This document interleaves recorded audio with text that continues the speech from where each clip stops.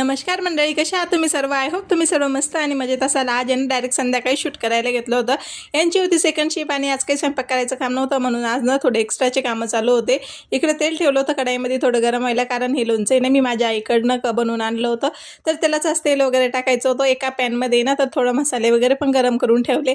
तेल गरम होतंय तोपर्यंत ना आज राजगिऱ्याचे लाडू बनवायचे होते, त्यासाठीच इकडं राजगिऱ्याचे लही बनवायला घेतले होते आणि छान पांढऱ्या शुभ्र लया बनल्या होत्या। त्यानंतर इकडे पाक बनवायला ठेवलं आणि इकडे तेल आणि मसाला मस्त छान मिक्स करून परत थोडा वेळ थंड व्हायला ठेवलं। त्या तोपर्यंत ना सकाळसाठी काही पाणी बॉटल वगैरे भरून ठेवल्या आणि मस्त छान मसाला थंड झाल्यावर ना तर लोणचामध्ये सोडून घेतला आणि छान असं मिक्स करून घेतलं।